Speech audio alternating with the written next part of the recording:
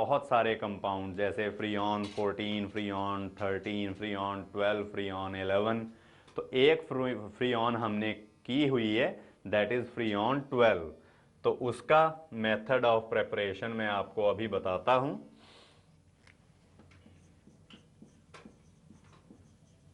फ्रीऑन्स,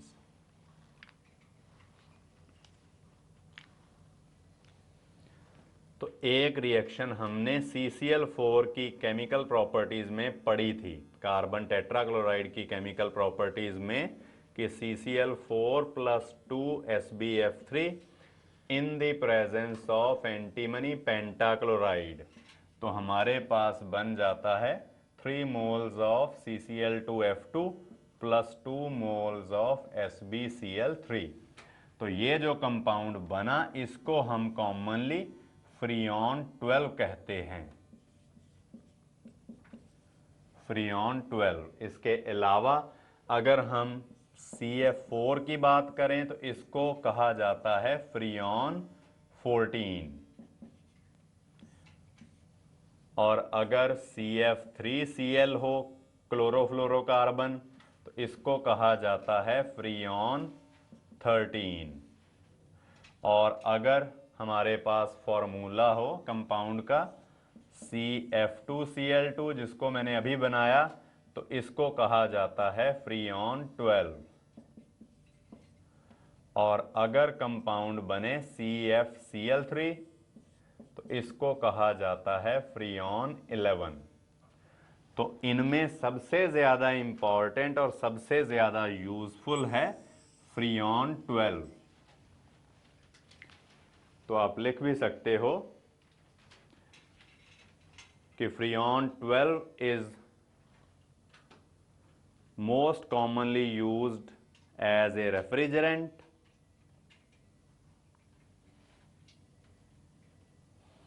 और अगर इसको कमर्शियली प्रिपेयर करना हो तो वो हम किस तरीके से करेंगे, हम करते हैं by the action of HF on CCl4। तो किस तरीके से, मैं आपको वो भी रिएक्शन यहां पर लिखकर बता देता हूं कि एंटीमनी ट्राईफ्लोराइड की जगह पे अगर हम HF भी यूज करें, HF यूज करेंगे in the presence of SbCl3, antimony trichloride, इसकी प्रेजेंस में अगर ये रिएक्शन करवाई जाए तो फिर से फ्रीऑन 12 जो है वो हमारे पास ऑब्टेन हो जाती है। तो फ्रीऑन 12 ही इन डिफरेंट फ्रीऑन्स में सबसे ज्यादा यूजफुल है, पर इसका भी यूज आज की डेट में बंद हो चुका है। आज भी हम अगर देखें कोई रेफ्रिजरेटर या एसीज वगैरह अगर परचेज करें तो आजकल उनके ऊपर लिखा होता है CFC फ्री, क्योंकि ऐसे कंपाउंड्स को हम बोलते हैं क्लोरोफ्लोरोकार्बन्स।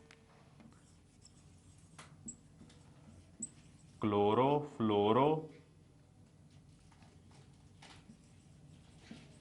कार्बन्स, CFC, CFCs इनको बोला जाता है, क्लोरोफ्लोरोकार्बन्स। ये बहुत ज़्यादा स्टेबल कंपाउंड्स होते हैं, जैसे ये फ्रीऑन 12 की हमने बात की है, तो ये भी बहुत ज़्यादा एक स्टेबल कंपाउंड है। तो ये जो भी हमारे पास, अगर हम इसको एज ए रेफ्रिजरेंट यूज़ करेंगे इन रेफ्रिजरेटर्स और एयर कंडीशनर्स, इसके अलावा इसको एरोसोल्स में भी यूज़ किया जाता है, तो थोड़ी बहुत जो ये फ्रीऑन 12 है ये एयर में चली जाती है, और एयर में ये अपने आप डिस्ट्रॉय नहीं होती, तो धीरे धीरे ये ट्रेवल करती अपर लेयर ऑफ एटमॉस्फेयर में चली जाएगी, यहाँ जहाँ पर ओजोन होती है। तो ओजोन लेयर को ये बड़ी बुरी तरह से डिस्ट्रॉय करती है। अगर एक क्लोरोफ्लोरोकार्बन का मॉलिक्यूल हो तो वो करीब 1,00,000 ओजोन मॉलिक्यूल्स को डिस्ट्रॉय कर देता है। तो इस तरीके से ये बहुत ज़्यादा डैमेजिंग कंपाउंड है। तो इसीलिए ही इन क्लोरोफ्लोरोकार्बन्स का यूज़ जो है वो आज की डेट में बंद कर दिया गया है, कि ऐसे कंपाउंड जो हैं, क्योंकि वो ओजोन लेयर के लिए हार्मफुल होते हैं, तो इनको रिप्लेस कर दिया जाता है with some other non toxic compounds जो इतने हार्मफुल नहीं होते। प्रेजेंट डेरिवेटिव्स में अगला हम कंपाउंड करेंगे वेस्ट्रॉन। तो वेस्ट्रॉन कॉमन नेम है कंपाउंड का। तो इसकी प्रिपरेशन करके साथ ही मैं इसका जो IUPAC नेम है वो बता दूंगा आपको। तो वेस्ट्रॉन बनेगी कैसे? एसिटिलीन ली हमने, इथाइन, इसमें क्लोरीन की अगर एडिशन रिएक्शन करें हम, क्लोरीन ऐड अप हो जाएगी, दोनों कार्बन्स को एक एक क्लोरीन मिल जाएगी और बीच में से एक पाई बॉन्ड जो है वो खत्म हो जाएगा। तो इस तरह से एक विसिनल डाईहेलाइड बनेगा जिसमें नेबरिंग कार्बन के ऊपर ही 2 क्लोरीन एटम्स हैं। अब अगर फर्दर क्लोरीन ऐड कर दी जाए, क्योंकि अभी भी डबल बॉन्ड है, एक पाई बॉन्ड है, तो वहां पर क्लोरीन की एडिशन फर्दर हो सकती है, दोनों कार्बन्स को एक एक क्लोरीन जो है वो मिल जाएगा। तो अब हमारे पास ये कंपाउंड बना। IUPAC सिस्टम के अकॉर्डिंगली अगर हमें इसका नाम करना हो तो पहले numbering of the parent chain करेंगे। तो इस कंपाउंड का IUPAC नेम होगा 1122। 4 क्लोरीन हैं तो टेट्रा क्लोरो, 2 कार्बन हैं पेरेंट चेन में तो वर्ड रूट इज इथ, और कार्बन कार्बन सिंगल बॉन्ड है तो इसलिए प्राइमरी सफिक्स होगा एन। तो इसका IUPAC नेम है 1122 टेट्राक्लोरोइथेन और इसी कंपाउंड को कहा जाता है वेस्ट्रॉन। वेस्ट्रॉन एक बहुत यूजफुल कंपाउंड है। It is used as a solvent in the preparation of और reactions involving oils, paints, varnishes और रबर। तो लिख भी सकते हो आप कि Westron is a useful industrial solvent particularly for oils, paints, varnishes और रबर एटसेट्रा। फिर अगला जो हमारे पास यूजफुल कंपाउंड है दैट इज वेस्ट्रोसोल। अब ये वेस्ट्रोसोल क्या है? तो अभी जो हमने वेस्ट्रॉन बनाई है तो उसी की ही हम करेंगे अभी डीहेलोजिनेशन।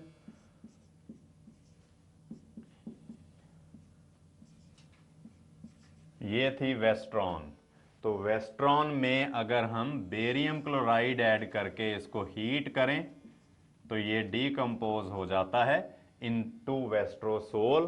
तो हमारे पास जो प्रोडक्ट ऑब्टेन होगा दैट विल बी दिस। इसके बीच में से एक जगह से जाएगी क्लोरीन और इधर से गया हाइड्रोजन, तो HCl विल बी लॉस्ट। तो इस कंपाउंड को हम कॉमनली कहते हैं वेस्ट्रोसोल।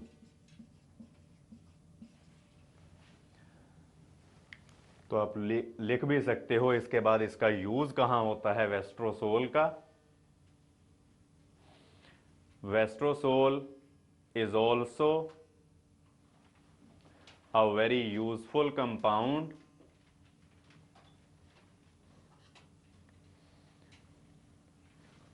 which is used as a dry cleaning agent। जो भी हमारे पास वो लॉन्ड्रीज होती हैं वहाँ पर ड्राई क्लीन करवाते हैं अगर हम कपड़े, तो वहाँ पर ये वेस्ट्रोसोल को एज ए सॉल्वेंट यूज़ किया जाता है, मतलब एज ए वॉशिंग एजेंट भी यूज़ किया जाता है। Used as a dry cleaning agent and industrial solvent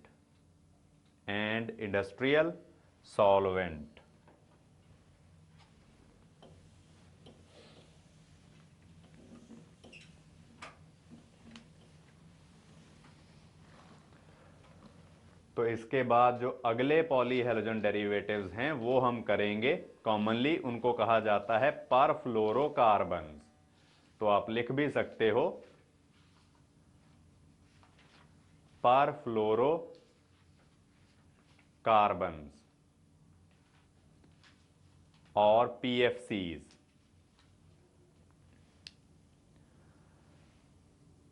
तो आप लिख सकते हो दीज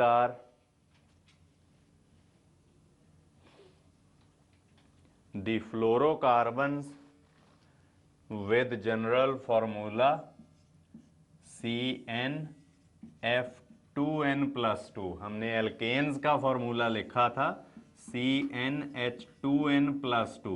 तो अगर एल्केन के सारे हाइड्रोजन हम फ्लोरीन के साथ रिप्लेस कर दें तो इसको हम कह देंगे फिर परफ्लोरोकार्बन या PFC। तो आप लिख सकते हो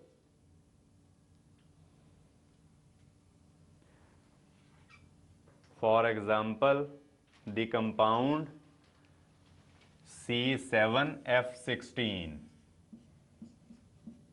जैसे C7H16 हो तो उसको हम हेक्सेन बोलते हैं। तो आप लिख रहे हो for example C7H16 is prepared by passing the vapours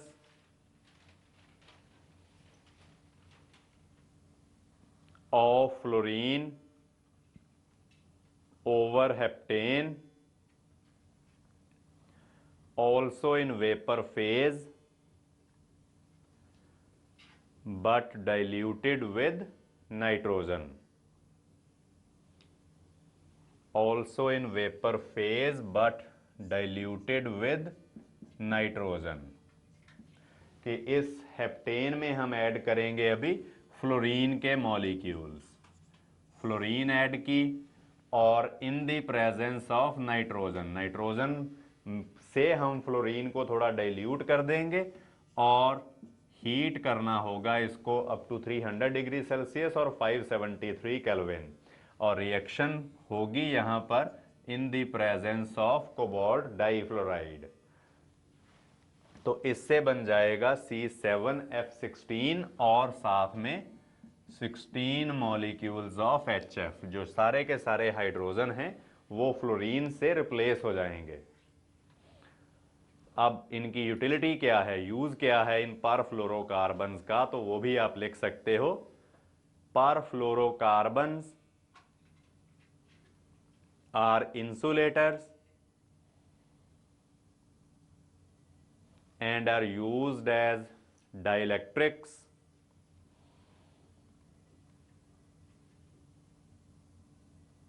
and heat transfer media in high voltage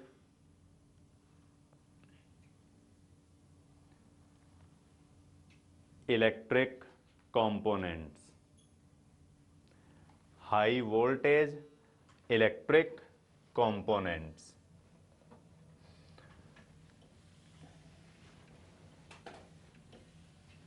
और पॉलीहेलोजन डेरिवेटिव्स में अगले कंपाउंड्स आते हैं जो लास्ट हम करने लगे हैं, वो होंगे हमारे पास डाइक्लोरो डेरिवेटिव्स।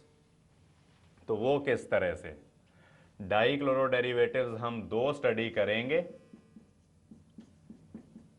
एक है ये, जब इथेन में हमने एक ही कार्बन से दो हाइड्रोजन्स को क्लोरीन के साथ रिप्लेस कर दिया, और एक हम करेंगे ये जब हमने इथेन के दोनों नेबरिंग कार्बन एटम्स में एक एक हाइड्रोजन को क्लोरीन के साथ रिप्लेस कर दिया। ये अब अगर एक ही कार्बन के ऊपर दोनों सिमिलर ग्रुप्स लगे हों तो इसको हम जेम कंपाउंड बोलते हैं। तो it is a gem dichloride. तो पहला जो कंपाउंड है that is a gem dichloride. और जो अगर नेबरिंग कार्बन एटम्स के ऊपर लगे हों तो नेबरहुड का मतलब होता है vicinity, vicinity stands for neighbourhood, और नेबरिंग कार्बन के ऊपर हैं अगर तो इसको हम कहेंगे vicinal. It is a vicinal dichloride. तो जेम डाइक्लोराइड और विसिनल डाइक्लोराइड दोनों के हम methods of preparation as well as इनकी केमिकल प्रॉपर्टीज भी स्टडी करेंगे।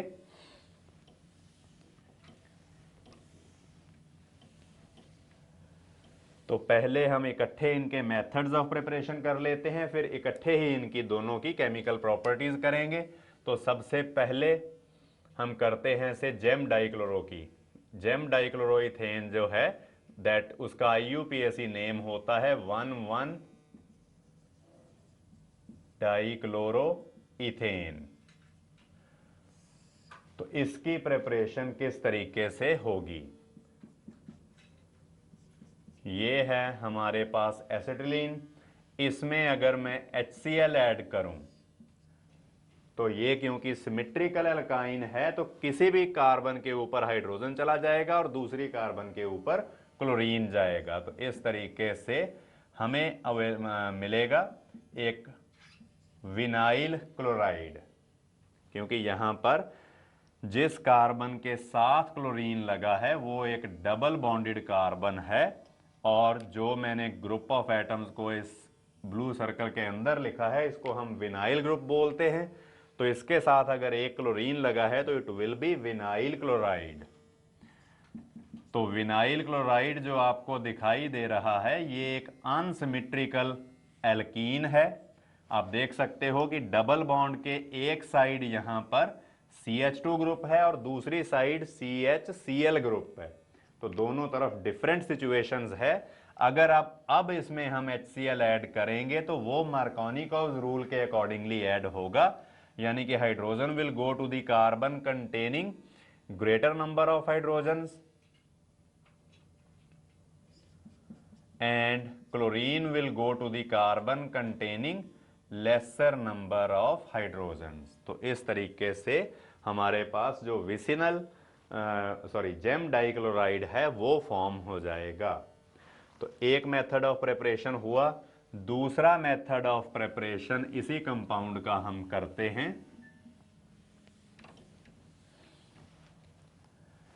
कि अगर हम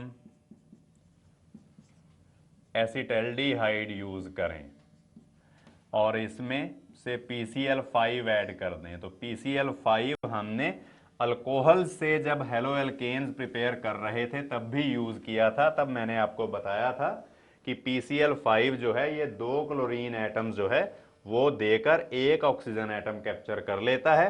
अगर एक ऑक्सीजन गया तो कार्बन के 2 बॉन्ड ब्रेक हुए, तो एक ही कार्बन को जो दोनों क्लोरीन एटम्स हैं वो मिल जाएंगे और plus POCl3 compound phosphorus oxychloride जो है वो बन जाएगा।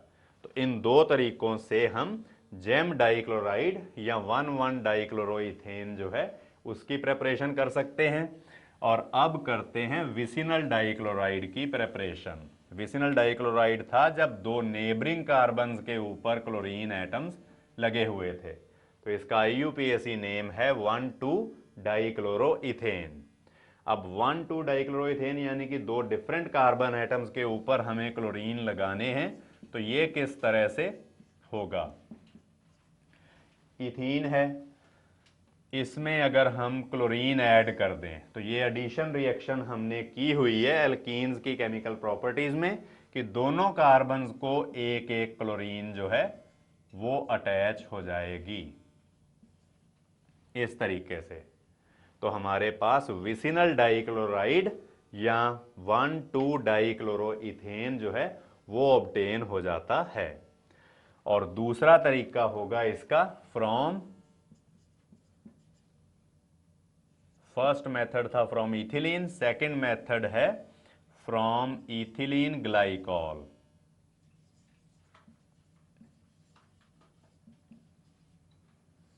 ग्लाइकोल होती है विसिनल डाइओल जब 2 नेबरिंग कार्बन एटम्स के ऊपर 2 OH ग्रुप्स लगे हों और OH ग्रुप्स को क्लोरीन के साथ रिप्लेस करना है।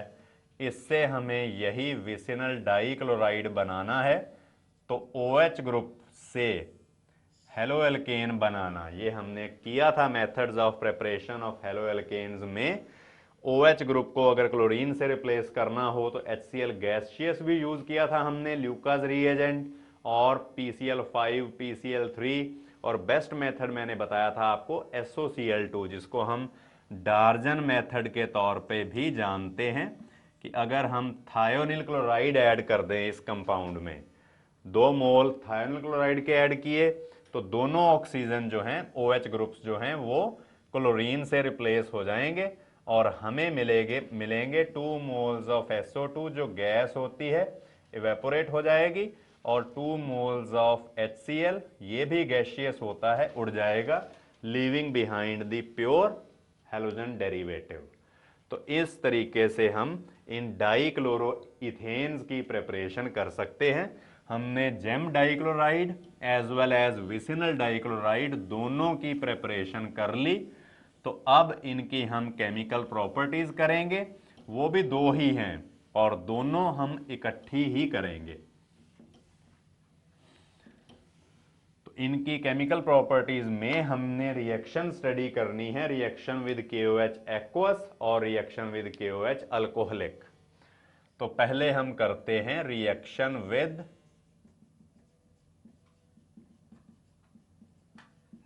KOH अल्कोहलिक, यानी कि डीहाइड्रोहेलोजिनेशन होगी ये वाली रिएक्शन।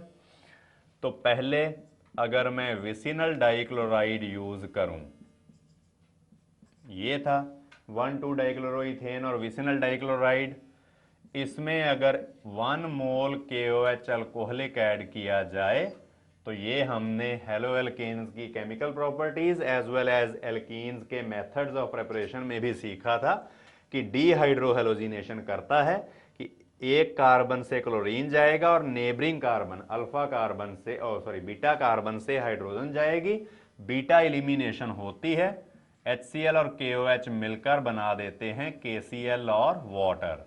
तो हमें ऑब्टेन हो जाएगा एक विनाइल क्लोराइड। तो सेकंड स्टेप ऑफ डीहाइड्रोहेलोजिनेशन में मैंने आपको बताया था कि हमें KOH अल्कोहलिक से भी स्ट्रॉन्गर बेस यानी कि सोडामाइड यूज करना होता है।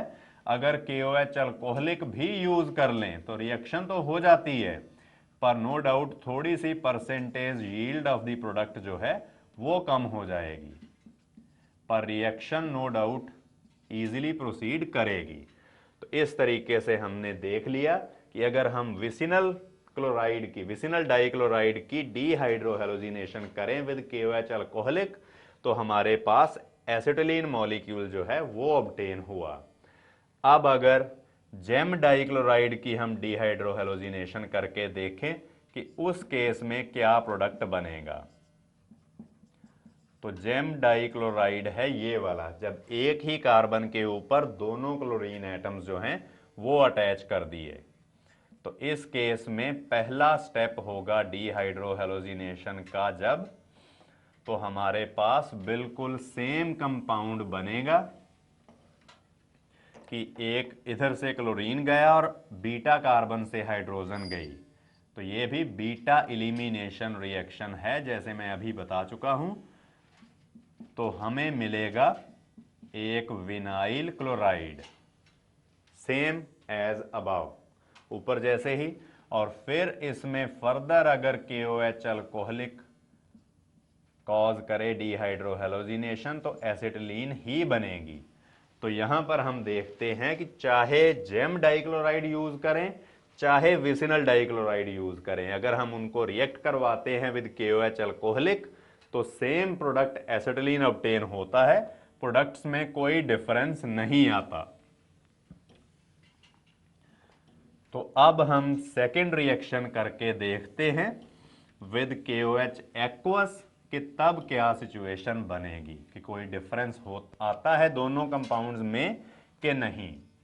तो रिएक्शन विद KOH एक्वस यानी कि उसका वाटर में सॉल्यूशन, वाटर में अगर सॉल्यूशन हो तो उसको हम एक्वस सॉल्यूशन बोलते हैं। तो यहां पर पहले करते हैं जेम डाइक्लोराइड को यूज।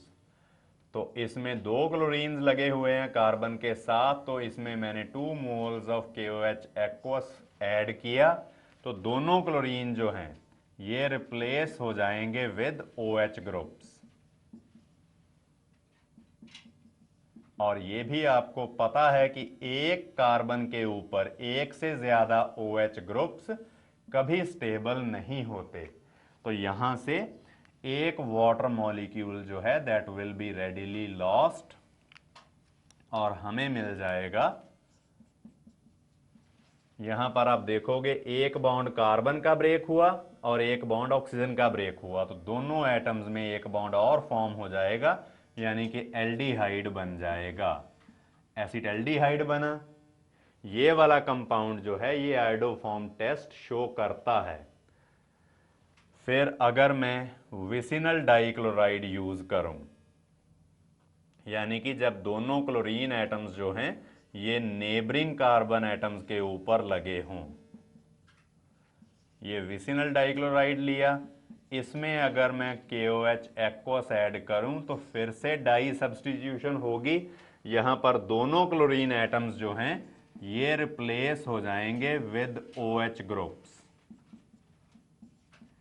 यानी कि हमें मिलेगी इथिलीन ग्लाइकॉल। अब OH ग्रुप्स हैं on the neighbouring carbon atoms, तो यहां से वाटर मॉलिक्यूल की फॉर्म में ये लूज नहीं होंगे। तो इसलिए हम कह सकते हैं कि KOH एक्वस के साथ जो रिएक्शन है जेम डाइक्लोराइड या विसिनल डाइक्लोराइड की, इसको हम यूज कर सकते हैं as a test of distinction कि कौन सा कंपाउंड है जेम और कौन सा है विसिनल, क्योंकि इस केस में दोनों केसेस में प्रोडक्ट्स जो हैं वो डिफरेंट बने हैं। अगर हमने जेम डाइक्लोराइड यूज किया तो उससे मिला हमें इथेनल या एसिटल्डिहाइड जो आयोडोफॉर्म टेस्ट शो करता है, और विसिनल डाइक्लोराइड से हमें मिला एक इथिलीन ग्लाइकॉल जिसमें दोनों OH ग्रुप्स हैं नेबरिंग कार्बन एटम्स के ऊपर, जिसमें से ये वाटर मॉलिक्यूल लूज होकर कोई केमिकल रिएक्शन शो नहीं करते। तो इस तरीके से हम लिख भी सकते हैं कि reaction with KOH aqueous can be used as a test of distinction between gem and vicinal dihalides, कि KOH एक्वस के साथ जो रिएक्शन है वो हम यूज कर सकते हैं as a test of distinction. तो इसके बाद और हम करते हैं टेस्ट्स ऑफ डिस्टिंक्शन जिनसे हम डिफरेंट हैलोजन डेरिवेटिव्स को चेक कर सकते हैं या एक दूसरे से डिस्टिंग्विश कर सकते हैं। तो किस तरह से हम करेंगे ये मैं प्रैक्टिकली ही एग्जांपल्स लेकर आपको एक्सप्लेन करता हूं। जैसे पहली एग्जांपल ली मैंने क्लोरोइथीन एंड क्लोरोबेंजीन, इन दोनों कंपाउंड्स को अगर डिस्टिंग्विश करना हो, मान लो कि दो बीकर्स में एक में क्लोरोइथेन थी एक में क्लोरोबेंजीन थी, जो ऊपर लेबल्स लगाए हुए थे वो उतर गए। अब कैसे पता चले कि किस कंटेनर में क्लोरोइथेन है और किस कंटेनर में क्लोरोबेंजीन है?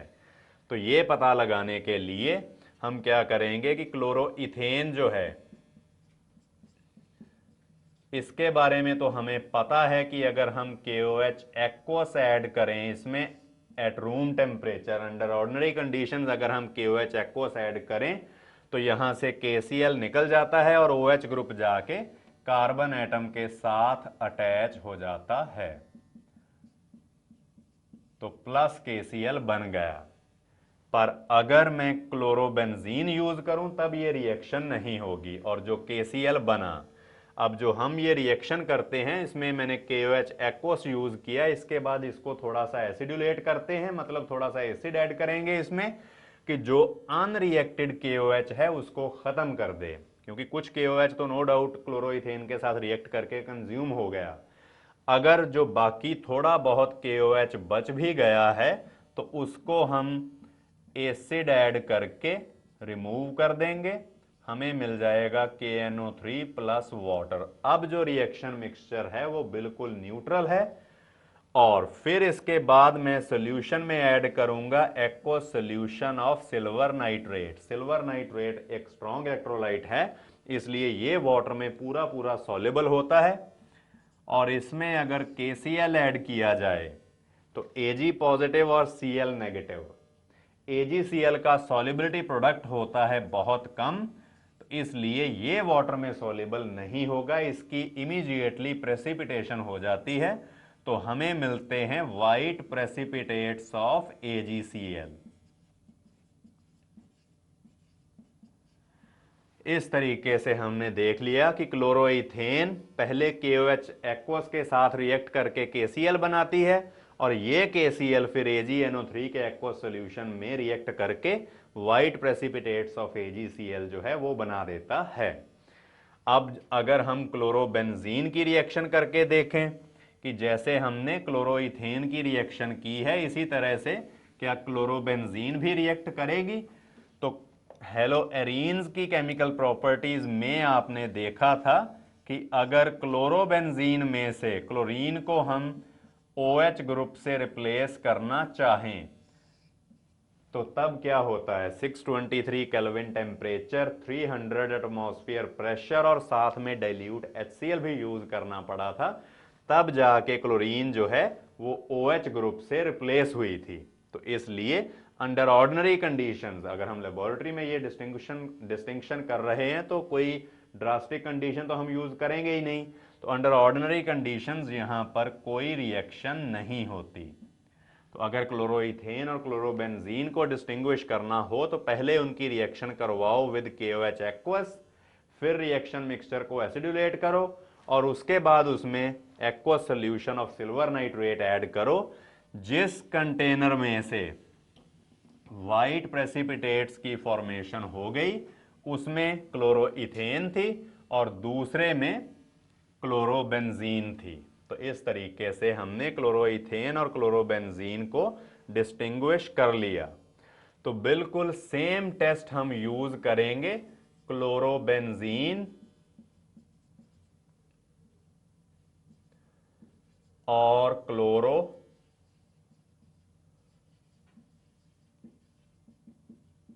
साइक्लोहेक्सेन में। क्लोरोबेंजीन रिएक्ट नहीं करेगी ना विद KOH एक्वस और ना ही आगे रिएक्शन होगी विद AgNO3 सॉल्यूशन, पर क्लोरोसाइक्लोहेक्सेन जो है यहां पर क्लोरीन जो है ये अटैच होती है to with a single bond to carbon, तो ये KOH एक्वस के साथ रिएक्शन करके KCl प्रोड्यूस कर देती है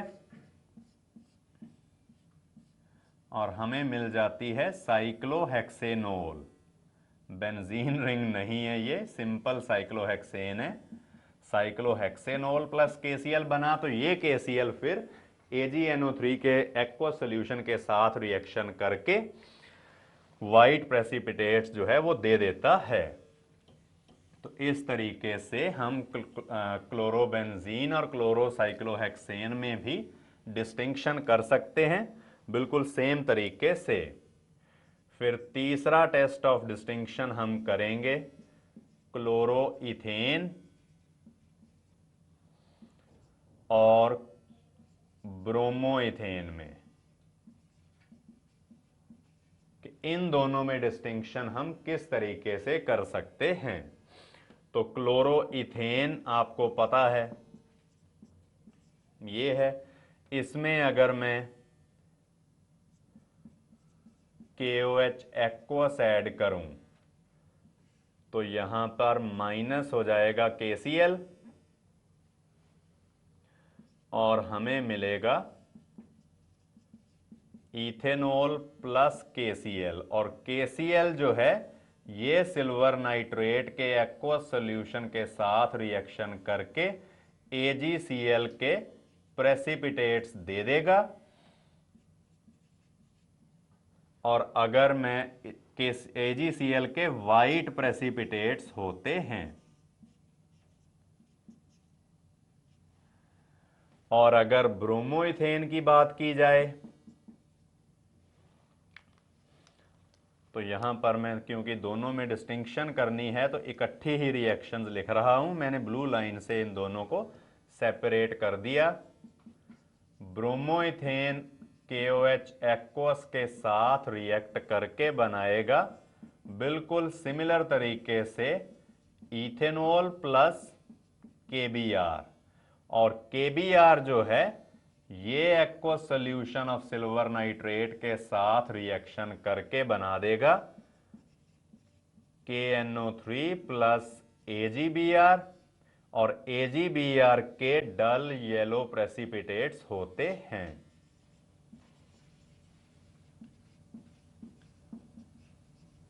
तो जिस रिएक्शन मिक्सचर में से व्हाइट प्रेसिपिटेट्स आए वो क्लोरोइथेन था, और जिसमें से डल येलो प्रेसिपिटेट्स आए वो हमारे पास ब्रोमोइथेन था।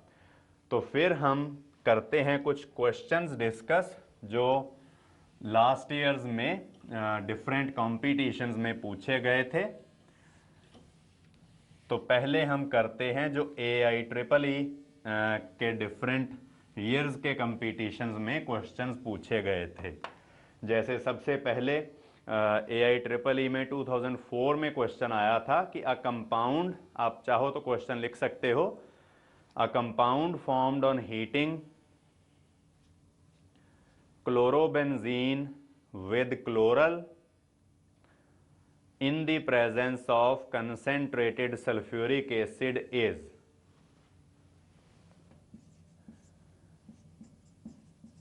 क्लोरोबेंजीन को क्लोरल और कंसेंट्रेटेड सल्फ्यूरिक एसिड के साथ हीट किया तो जो हमारे पास कंपाउंड बना वो कौन सा था, ये क्वेश्चन है।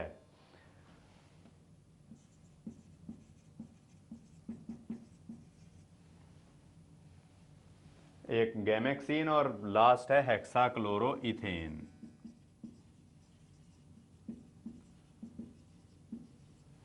तो ये हमने किया था कि DDT की प्रेपरेशन में हमने क्लोरल और क्लोरोबेंजीन को डिहाइड्रेट किया था by the action of concentrated H2SO4।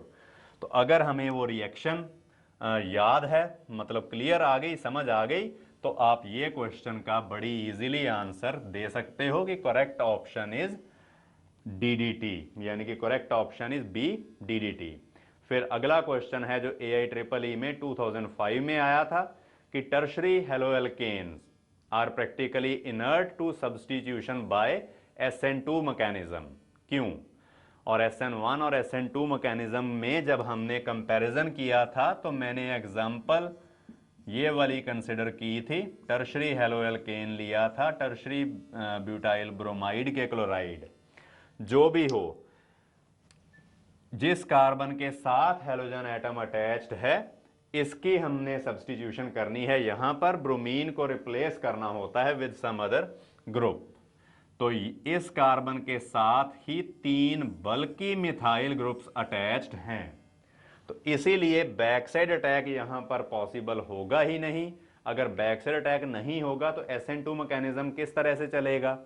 तो क्या प्रॉब्लम आती है कि ये SN2 मैकेनिज्म शो नहीं करता।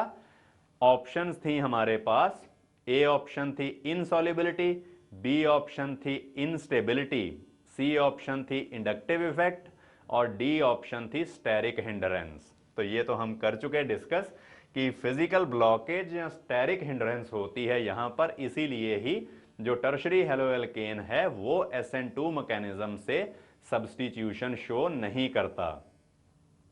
और फिर अगला क्वेश्चन था इसी तरीके से ही हेलोएल्केन्स के, अगर हमने मेथड्स ऑफ प्रेपरेशन थोड़े सीखे हों तो बड़ी इजीली कर सकते हैं। यही क्वेश्चन हमने एल्केन्स की केमिकल प्रॉपर्टीज में भी किया था। तो ये क्वेश्चन आया था AIEEE 2005 में ही कि two methyl butane on reacting with bromine in the presence of sunlight gives mainly. अब 2-मिथाइल ब्यूटेन क्या है? सेकंड कार्बन के ऊपर मिथाइल ग्रुप लगा है, ये इसकी अगर हम ब्रोमिनेशन करें, इसमें ब्रोमीन ऐड करें इन द प्रेजेंस ऑफ सनलाइट, तो हमें पता है कि हेलोजिनेशन ऑफ एल्केन्स अगर करनी हो तो ये free radical substitution mechanism follow करती है। पहले ब्रोमीन का होमोलिसिस होकर 2 ब्रोमीन एटम्स बनते हैं। ब्रोमीन एटम के वैलेंस शेल में 7 इलेक्ट्रॉन होते हैं, तो इस तरह से 1 इलेक्ट्रॉन ब्रोमीन को और चाहिए होता है इस अपना ऑक्टेट कंप्लीट करने के लिए। तो वो यहां से एक हाइड्रोजन को एब्स्ट्रैक्ट कर लेगा by taking away it's electron also. Hydrogen का 1 इलेक्ट्रॉन भी साथ में चला जाएगा, HBr बनेगा और हमारे पास ये वाला फ्री रेडिकल जो है वो बनेगा। यहां पे अगर टर्शरी कार्बन से हाइड्रोजन जाए तो टर्शरी फ्री रेडिकल बना, सेकेंडरी कार्बन से हाइड्रोजन जाए तो सेकेंडरी फ्री रेडिकल बनेगा, अगर प्राइमरी कार्बन से हाइड्रोजन जाए तो प्राइमरी फ्री रेडिकल बनेगा। तो इंडक्टिव इफेक्ट की एप्लीकेशंस में हमने सीखा था कि टर्शरी हेलोएल्केन्स जो टर्शरी फ्री रेडिकल्स जो होते हैं ये सबसे ज्यादा स्टेबल होते हैं, तो इसीलिए ही टर्शरी कार्बन के ऊपर जाकर जो ब्रोमीन है वो अटैच होगा। तो हमारे पास जो प्रोडक्ट बनेगा that will be 2 bromo 2 methyl butane. तो AIEEE के क्वेश्चंस करने के बाद अब हम करेंगे कुछ क्वेश्चंस जो रुड़की में या IIT के एंट्रेंस टेस्ट में आए थे। सबसे पहला क्वेश्चन है, थोड़ा पुराना तो है, ये रुड़की में 93 में आया था। A compound which does not give iodoform test on treatment with alkali and iodine. जब हमने आयोडोफॉर्म की प्रेपरेशन की थी तब मैंने आपको बताया था कि I2 प्लस NaOH करके हम सोडियम हाइपो आयोडाइड बनाते हैं जो आगे आयोडोफॉर्म की प्रेपरेशन करता है। तो कौन सा कंपाउंड है जो आयोडोफॉर्म जो टेस्ट है वो नहीं शो करता। तो आयोडोफॉर्म टेस्ट कंपाउंड शो कौन से करते हैं ये भी मैंने आपको बताया था कि वो कंपाउंड जिनमें या तो ये मिथाइल कीटोन ग्रुप हो और या कोई ऐसा ग्रुप हो जिसकी इजीली ऑक्सीडेशन करके हम ये ग्रुप जनरेट कर सकें, यानी कि ये वाली अल्कोहलिक ग्रुप हो या ये वाला कीटो ग्रुप हो, जिस कंपाउंड में इन दोनों में से कोई एक ग्रुप होगा वो आयोडोफॉर्म टेस्ट शो करेगा, बाकी आयोडोफॉर्म टेस्ट शो नहीं करेंगे। तो ऑप्शंस क्या है हमारे पास? ए ऑप्शन है इथेनॉल, इथेनॉल में ये ग्रुप होता है तो इसलिए इथेनॉल आयोडोफॉर्म टेस्ट शो करेगी। बी ऑप्शन है एसीटोन यानी कि प्रोपेनॉन, इसमें जो ऊपर मैंने ग्रुप लिखा है वो वाला ग्रुप है। तो यहां पर हम देख सकते हैं कि ये मिथाइल कीटो ग्रुप प्रेजेंट है तो एसीटोन भी आयोडोफॉर्म टेस्ट शो करेगी। तीसरी ऑप्शन है di ethyl ketone, common name है ये, मतलब कीटो ग्रुप के दोनों तरफ लगा हुआ है इथाइल ग्रुप इस तरह से। तो इस कंपाउंड में हम देखते हैं कि कार्बोनिल ग्रुप के साथ C डबल बॉन्ड O के साथ जो दो कार्बन एटम्स लगे हैं ये दोनों में ही CH3 ग्रुप नहीं है, CH2 है, इसलिए ये वाला कंपाउंड जो है ये आयोडोफॉर्म टेस्ट शो नहीं करेगा। और चौथी ऑप्शन है आइसोप्रोपाइल अल्कोहल,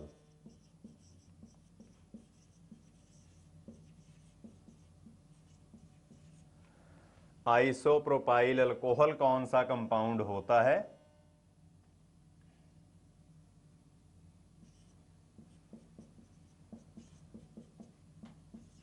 कॉमनली इस कंपाउंड को हम आइसोप्रोपाइल अल्कोहल बोलते हैं। तो आप देख सकते हो कि इस कंपाउंड में भी ये ग्रुप है जो हमें आयोडोफॉर्म टेस्ट शो करने में हेल्प करता है, तो इसलिए आइसोप्रोपाइल अल्कोहल भी आयोडोफॉर्म टेस्ट शो करेगी। तो इन चारों ऑप्शंस में सिर्फ सी ऑप्शन है वो आयोडोफॉर्म टेस्ट शो नहीं करती, बाकी सारे कंपाउंड्स करते हैं। फिर उसके बाद जो अगला क्वेश्चन है वो आया था IIT के एंट्रेंस टेस्ट में 2000 में। तब उस टाइम IIT स्क्रीनिंग का पेपर अलग हुआ करता था, तो तब IIT स्क्रीनिंग में ये क्वेश्चन आया था कि the correct order of reactivity of haloalkane towards SN2 reaction is. तो SN2 रिएक्शन है न्यूक्लियोफिलिक सब्स्टिट्यूशन रिएक्शन ही। तो इसमें क्या correct order of reactivity of different haloalkanes है? तो हमें जो चार ऑप्शंस दे रखी हैं वो इस तरह से हैं। बी ऑप्शन है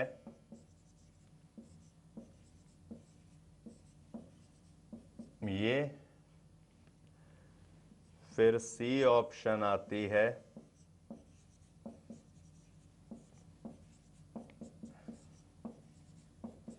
इस तरह से, और लास्ट डी ऑप्शन है ये।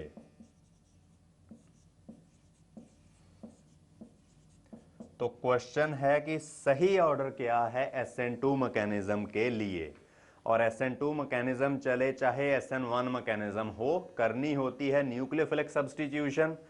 उसमें कार्बन हैलोजन बॉन्ड को ब्रेक करना होता है। तो जिस कंपाउंड में कार्बन हैलोजन बॉन्ड सबसे इजीली ब्रेक हो जाएगा वो सबसे ज्यादा रिएक्टिव होगा, और जिसमें ये सबसे मुश्किल से डिसोसिएट होगा, बॉन्ड ब्रेकअप होगा, वो सबसे कम रिएक्टिव होगा। तो ये भी आपको पता है कि कार्बन आयोडीन बॉन्ड की बॉन्ड लेंथ सबसे ज्यादा होने के कारण कार्बन आयोडीन बॉन्ड सबसे जल्दी ब्रेक होता है, कार्बन ब्रोमीन बॉन्ड उससे मुश्किल, कार्बन क्लोरीन बॉन्ड उससे स्लो, और कार्बन फ्लोरीन बॉन्ड जो होता है ये तो बहुत मुश्किल से ब्रेक होता है। तो इसीलिए जो ये डी ऑप्शन है ये वाला करेक्ट आंसर है। क्यों? क्योंकि जो ईज ऑफ क्लीवेज है वो कार्बन आयोडीन बॉन्ड सबसे इजीली ब्रेक होता है, कार्बन ब्रोमीन बॉन्ड उससे स्लो, कार्बन क्लोरीन बॉन्ड उससे स्लो, और कार्बन फ्लोरीन बॉन्ड जो है वो सबसे स्लो ब्रेकअप होगा।